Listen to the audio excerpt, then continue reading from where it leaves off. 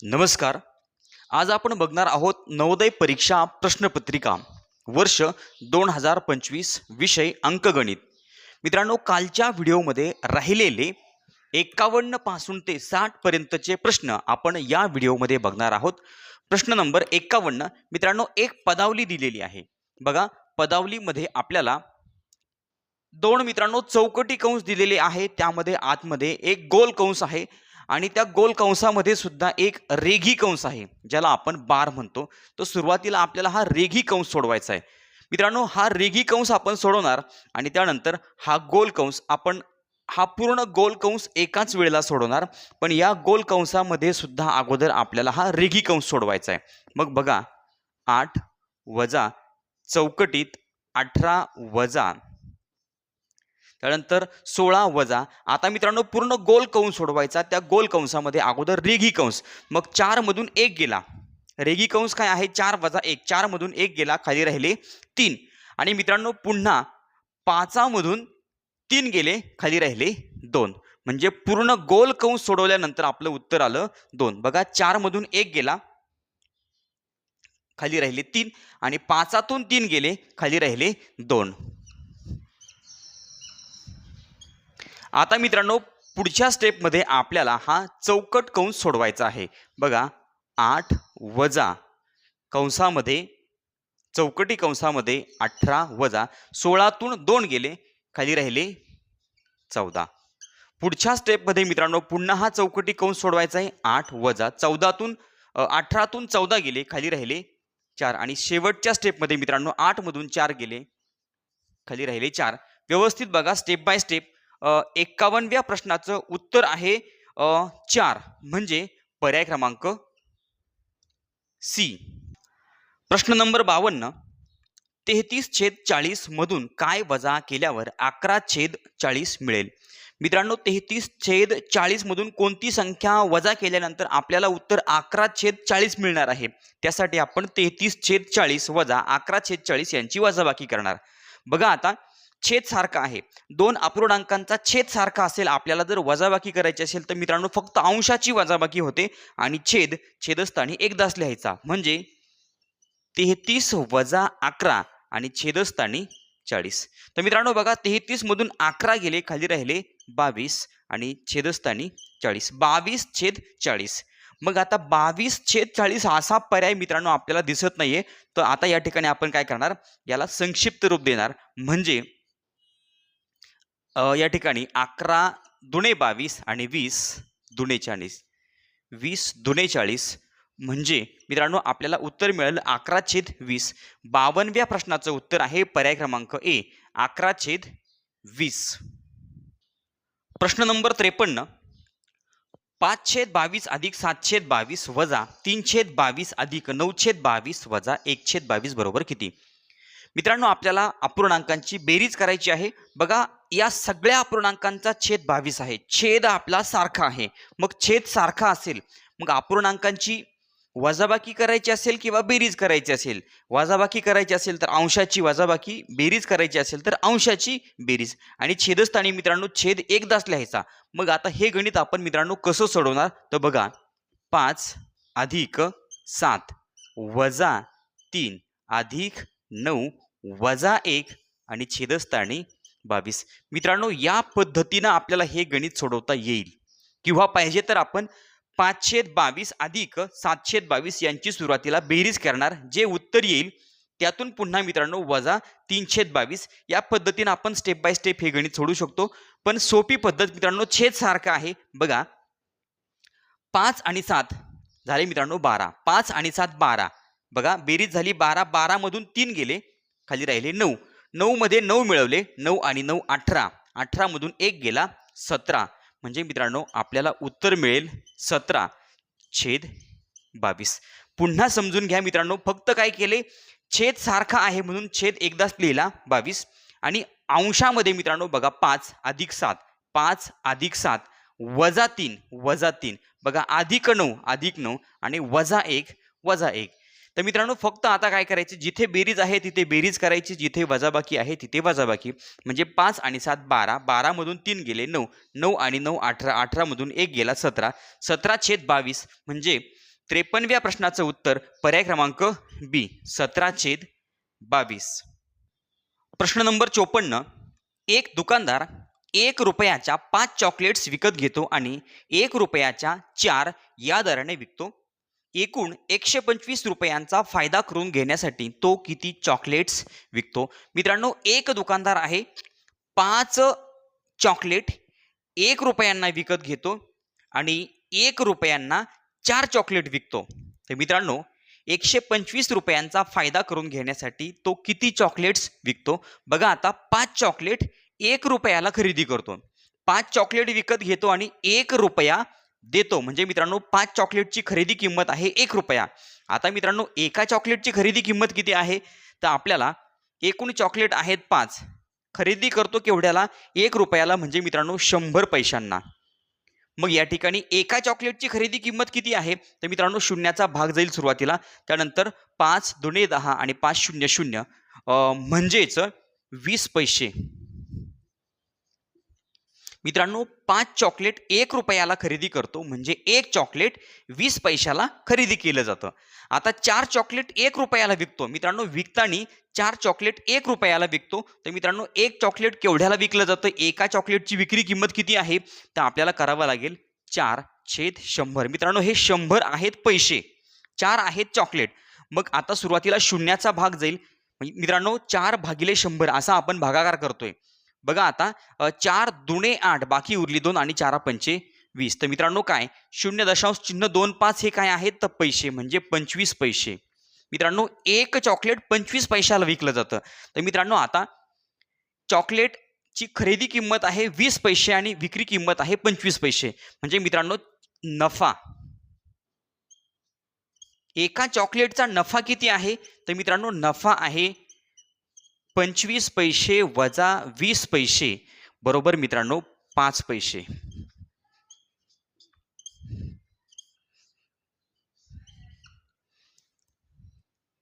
बघा, एक चॉकलेट,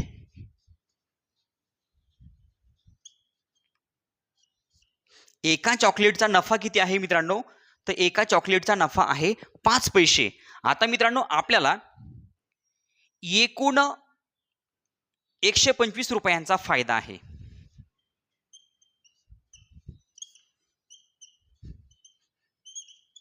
एकूण फायदा आहे मित्रांनो 125 रुपये.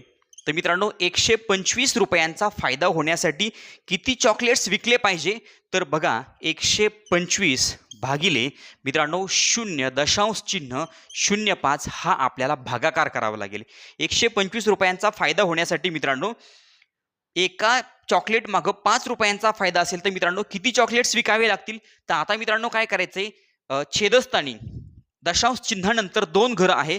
मित्रांनो, आपल्याला जो भाजक आहे, ज्याने भाग द्यायचा आहे, त्याला पूर्णांकात आणायचं. म्हणजे अंशस्थानी मित्रांनो 125, अंशस्थानी सुद्धा मित्रांनो दशांश चिन्ह 2 घर उजवीकडे, म्हणजे या ठिकाणी 2 शून्य, म्हणजे 12,500 आणि छेदस्थानी येणार मित्रांनो 5.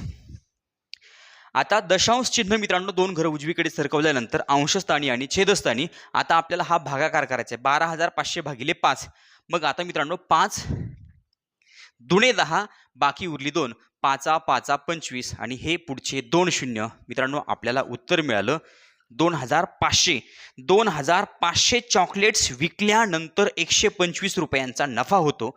म्हणजे 54व्या प्रश्नाचं उत्तर आहे पर्याय क्रमांक डी, 2,500 चॉकलेट्स मित्रांनो विकावे लागतात. प्रश्न नंबर 55. टीनाने एक स्कूटर 55,000 रुपयात खरेदी केली. तिने तिच्या दुरुस्तीवर रुपये 3,400 खर्च केले आणि मैत्रिणीला रुपये 56,030 मध्ये विकली. तिला झालेला फायदा तोटा. मित्रांनो, टीनाने काय केले, एक स्कूटर खरेदी केली 55,000 रुपयामध्ये. त्या स्कूटरवरती 3,400 रुपयांचा खर्च केला, दुरुस्ती खर्च केला. स्कूटर विकलेली आहे 56,030 रुपयाला मैत्रिणीला. तर मित्रांनो, झालेला नफा किंवा तोटा, सुरुवातीला आपल्याला स्कूटरची एकूण खरेदी किंमत काढावी लागेल. एकूण खरेदी किंमत. आता मित्रांनो, एकूण खरेदी किंमत कशी काढणार? तर स्कूटरची खरेदी किंमत आणि त्यामध्ये दुरुस्ती खर्च आपण मिळवणार. म्हणजे मित्रांनो, स्कूटर खरेदी केलेली आहे 55,000 रुपयात, त्यावरती 3,400 रुपयांचा दुरुस्ती खर्च आहे. म्हणजे मित्रांनो एकूण खरेदी किंमत किती झाली? 55 आणि 3 58,400 रुपये.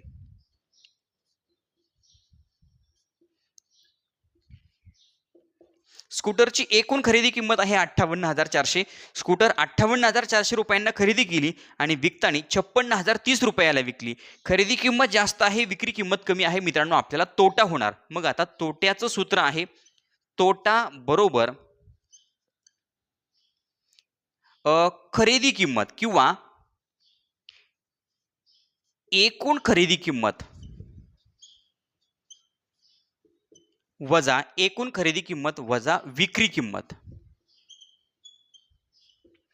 तर मित्रांनो एकूण खरेदी किंमत आहे 58,400 आणि वजा 56,030. मित्रांनो आपण ही वजाबाकी बाजूला करूया. 58,400 वजा 56,030. बघा या ठिकाणी 0.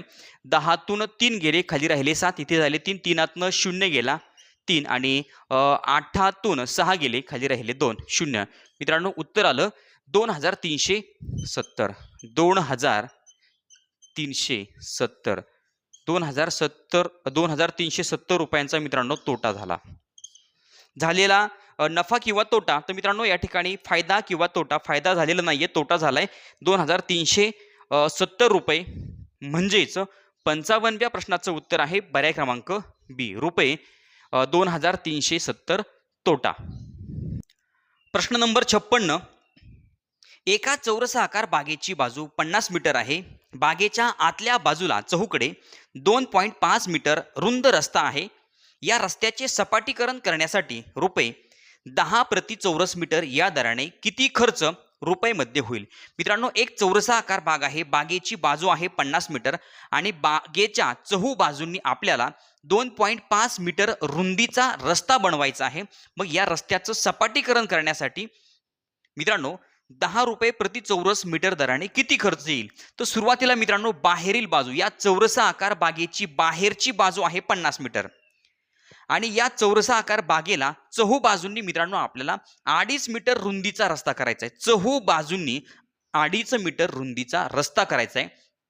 तर मित्रांनो सुरुवातीला आपल्याला चौरसाच्या आतली बाजू शोधून काढायची. बघा आता ही चौरसाची मित्रांनो बाजू आहे 50 मीटर.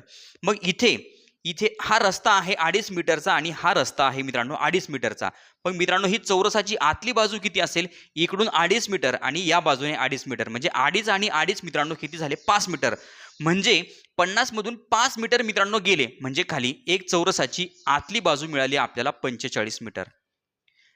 बघा चौरसाची आतील बाजू आहे 45 मीटर. मित्रांनो कशी? तर 50 वजा या पूर्ण बाजूमधून मित्रांनो आपल्याला 2.5 एका बाजूला आणि दुसऱ्या बाजूला 2.5 म्हणजे 2 गुणिले 2.5 म्हणजे मित्रांनो 5 मीटर.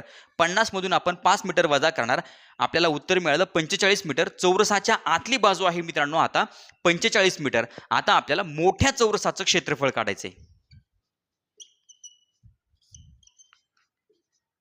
मोठ्या चौरसाचं क्षेत्रफळ बरोबर चौरसाच्या क्षेत्रफळाचं सूत्र आहे मित्रांनो बाजू गुणिले बाजू किंवा बाजूचा वर्ग, म्हणजे 50 गुणिले 50. तर मित्रांनो आपल्याला उत्तर मिळेल 50 0 0 आणि 50 5 250. तर मित्रांनो 2500 क्षेत्रफळ म्हटल्यावर चौरस आणि एकक आहे मीटर. आता मोठ्या चौरसाचं क्षेत्रफळ काढल्यानंतर लहान किंवा आतील चौरसाचे क्षेत्रफळ. मग मित्रांनो आतील चौरसाचं क्षेत्रफळ बाजू किती घेणार आपण? 45 मीटर आणि 45 मीटर. तर मित्रांनो आपल्याला हा गुणाकार करायचा आहे. बघूयात हा गुणाकार मी बाजूला करतो. 45 गुणिले 45, 5 5 25, हातचे आले 2, 5 चौक 20 आणि 2, 22 दशकाचा 0, 4 25, हातचे आले 2, 4 चौक 16, 17 18. बघा 5 2 8 2 10, हातचा आले 1 आणि 1 2, 2025. मित्रांनो 2025 चौरस आणि मीटर. लहान म्हणजे मित्रांनो आतमध्ये असणारा लहान चौरस जो आहे त्याचं क्षेत्रफळ आपल्याला मिळाले. आता आपल्याला रस्त्याचं क्षेत्रफळ काढायचंय. मित्रांनो, रस्त्याचं क्षेत्रफळ कसं काढणार आपण? मोठ्या चौरसाच्या क्षेत्रफळातून आतील चौरसाचं क्षेत्रफळ म्हणजे 2025. तर मित्रांनो, 2500 मधून आपण 2025 वजा करणार, आपल्याला उत्तर मिळेल 475 चौरस आणि मीटर. मित्रांनो, रस्त्याचं क्षेत्रफळ मिळालं आपल्याला. मोठ्या चौरसाच्या क्षेत्रफळातून लहान चौरसाचं क्षेत्रफळ आपण वजा केलं 475 चौरस मीटर. आणि मित्रांनो, खर्च, आता रस्ता सपाटीकरणाचा खर्च आहे मित्रांनो प्रति चौरस मीटर 10 रुपये, म्हणजे 475 गुणिले 10. तर मित्रांनो, 475 लिहून घ्या आणि पुढे 10 म्हणजे 4750 रुपये. 4750 रुपये म्हणजे 56व्या प्रश्नाचं उत्तर आहे पर्याय क्रमांक बी. प्रश्न नंबर 57. पुढील आयताकृतींपैकी कोणाचे क्षेत्रफळ सर्वात जास्त आहे आणि किती आहे? स्क्वेअर सेंटीमीटर मध्ये. मित्रांनो, आपल्याला 4 पर्यायांमध्ये 4 आयताच्या आकृत्या दिलेल्या आहेत. आपल्याला आयताचं क्षेत्रफळ काढायचं आहे. आयताच्या क्षेत्रफळाचं सूत्र आहे लांबी गुणिले रुंदी. तर मित्रांनो, कोणत्या आयताचं क्षेत्रफळ सर्वात जास्त आहे आणि किती आहे बघूयात. पहिल्या आयतामध्ये मित्रांनो लांबी आणि रुंदी आपल्याला दिलेली आहे 10 आणि 18 सेंटीमीटर मध्ये आहे. मग 10 गुणिले 18, तर मित्रांनो 18 10 180 आणि 180 काय तर स्क्वेअर सेंटीमीटर. आपल्याला क्षेत्रफळ काढायचे. क्षेत्रफळ म्हटलं की स्क्वेअर किंवा चौरस, स्क्वेअर सेंटीमीटर. आता दुसऱ्या आकृतीमध्ये, दुसऱ्या आयताच्या आकृतीमध्ये, तर मित्रांनो दुसरा आपल्याला चौरस दिलेला आहे. म्हणजे चौरसाच्या चारही बाजू समान असतात. मग आता 14 गुणिले 14, 14 गुणिले 14, तर मित्रांनो 14चा वर्ग आहे 196. गुणाकार येणार 196. आपण याला आयत समजलं तरी सुद्धा चालेल. लांबी गुणिले रुंदी 14 गुणिले 14 196 स्क्वेअर सेंटीमीटर. किंवा चौरस जर म्हटलं तर चौरसाच्या क्षेत्रफळाचं सूत्र आहे बाजूचा वर्ग किंवा बाजू गुणिले बाजू, तेच होणार मित्रांनो 196 स्क्वेअर मीटर. त्यानंतर तिसऱ्या आकृतीमध्ये दिलेला जो आयत आहे त्याची लांबी आणि रुंदी आहे 12 आणि 16. मग आता 16 आणि 12 यांचा आपल्याला गुणाकार करायचा आहे. 16 दुणे 32, हातचे आले 3, 16 1 16, 17 18 19 म्हणजे 192 स्क्वेअर सेंटीमीटर. आणि पर्याय क्रमांक 4 मध्ये मित्रांनो दिलेली आयताची आकृती आहे, त्याची लांबी आणि रुंदी आहे 17 आणि 11 म्हणजे 17 गुणिले 11. आता 17 1 17, हातचा आला 1, 17 1 17 आणि 1 18 म्हणजे 187 स्क्वेअर सेंटीमीटर. तर मित्रांनो सर्वात जास्त क्षेत्रफळ असलेला आयत कोणता आहे? तो आहे पर्याय क्रमांक बी 196. सगळ्यात मोठी संख्या आहे 196 म्हणजे 57व्या प्रश्नाचं उत्तर आहे मित्रांनो पर्याय क्रमांक बी चौकोन. बी 196 म्हणजे पर्याय क्रमांक बी. पर्याय क्रमांक बी हे आपलं उत्तर आहे प्रश्न नंबर 57चं. प्रश्न नंबर 58. सायकलच्या चाकात एकूण 24 तारा आहेत. 2 लगतच्या तारांमधील कोण आहे? मित्रांनो सायकलचं जे चाक असतं त्या चाकामध्ये एकूण 24 तारा आहेत, ज्याला आपण स्पोक म्हणतो. मित्रांनो 24 स्पोक आहेत. तर लगतच्या 2 तारांमधील कोण? तर मित्रांनो बघा एकूण तारा आहेत 24. आता पूर्ण वर्तुळाचा कोण म्हणजे मित्रांनो जे पूर्ण चाक आहे ना, ते सायकलचं जे चाक आहे त्या सायकलच्या चाकाचा पूर्ण चाकाचा कोण आहे मित्रांनो 360 अंश. बघा पूर्ण गोल वर्तुळ जर म्हटलं तर मित्रांनो 360 अंशाचा कोण होतो. मग आता 2 लगतच्या तारांमधील कोण? मित्रांनो अतिशय सोपं आहे, आपल्याला भागाकार करायचा आहे. 360 अंश भागिले एकूण तारा आहेत मित्रांनो 24. हा भागाकार केल्यानंतर आपल्याला 2 लगतच्या तारांमध्ये किती अंशाचा कोण आहे ते आपल्याला समजेल. बघा पूर्ण सायकलचं एक चाक म्हणजे 360 अंशाचा मित्रांनो कोण असतं, एवढं आपल्याला समजलं की आता आपण भागाकार करणार. बघा 24 1 24 मित्रांनो बघा 36 मधून 24 गेले, 24 आणि 10 34 35 36 म्हणजे बाकी उरली 12 झाले 120 आणि 24 पंचे 120 म्हणजे मित्रांनो 15 अंश. 2 लगतच्या तारांमधील मित्रांनो 15 अंशाचा कोण असतो म्हणजे 58व्या प्रश्नाचं उत्तर आहे पर्याय क्रमांक बी 15 अंश. प्रश्न नंबर 59. घड्याळात संध्याकाळचे 6 वाजताना तास व मिनिट या काट्यांमधील कोण? मित्रांनो घड्याळात वाजले आहे संध्याकाळचे 6, तास काटा आहे 6 वर, मिनिट काटा आहे 12 वर.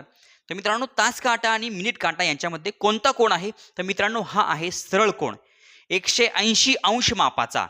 बघा 180 अंश मापाचा असतो मित्रांनो सरळ कोण. म्हणजे 59व्या प्रश्नाचं उत्तर आहे पर्याय क्रमांक डी सरळ कोण. मित्रांनो लघुकोण असतो 0 अंशापेक्षा जास्त आणि 90 अंशापेक्षा कमी. 90 अंश मापाचा असतो काटकोण आणि 90 अंशापेक्षा जास्त आणि 180 अंशापेक्षा कमी मापाचा असतो विशाल कोण. तर आपलं उत्तर आहे पर्याय क्रमांक डी सरळ कोण 180 अंश मापाचा असतो सरळ कोण. 59व्या प्रश्नाचं उत्तर आहे पर्याय क्रमांक डी. प्रश्न नंबर 60 पी क्यू आर आणि यस यांनी सोडवलेल्या प्रश्नांची संख्या स्तंभालेखाच्या माध्यमातून दाखवण्यात आली आहे. मित्रांनो आपल्याला एक स्तंभालेख दिलेला आहे ज्यामध्ये वाय अक्ष आणि एक्स अक्ष आहे. बघा स्तंभालेखाच्या आधारे हे शोधा की क्यू आणि आर ने मिळून सोडवलेल्या प्रश्नांची संख्या पी आणि यस यांनी सोडवलेल्या एकूण प्रश्नांपेक्षा किती जास्त आहे. तर मित्रांनो क्यू आणि आर, आता क्यूने आणि आरने मिळून किती प्रश्न सोडवले? तर मित्रांनो क्यूने सोडवले आहे 6 प्रश्न आणि त्यानंतर आरने सोडवले आहे मित्रांनो 10 प्रश्न. म्हणजे दोघांनी मिळून सोडवले 16 प्रश्न. त्यानंतर आता पीने मित्रांनो सोडवले आहे 4 प्रश्न आणि यसने सोडवले आहे 8. म्हणजे मित्रांनो 8 आणि 4 12. बघा आता आपला प्रश्न आहे क्यू आणि आर ने मिळून सोडवलेल्या प्रश्नांची संख्या पी आणि यस यांनी सोडवलेल्या प्रश्नांपेक्षा किती जास्त आहे. मित्रांनो क्यूने आणि आरने सोडवलेल्या प्रश्नांची संख्या पी आणि यसने सोडवलेल्या प्रश्नांपेक्षा कितीने जास्त आहे? तर मित्रांनो 16 वजा 12 तर 4ने जास्त आहे. म्हणजे 60व्या प्रश्नाचं उत्तर आहे पर्याय क्रमांक ए 4ने जास्त. विद्यार्थी मित्रांनो या ठिकाणी नवोदय परीक्षा प्रश्नपत्रिका वर्ष 2025 अंकगणित या विषयावर असणारे एकूण 20 प्रश्न आपण सोडवले आहेत. यानंतर मित्रांनो आणखी बऱ्याच प्रश्नपत्रिका आपल्याला सोडवायच्या आहेत. चॅनलवर नवीन असाल तर चॅनल सबस्क्राईब करा, व्हिडिओ आवडला तर लाईक करा, कमेंट करून कळवा आणि आपल्या मित्रांना आपल्या मैत्रिणींना व्हिडिओ शेअर करायला विसरू नका. धन्यवाद.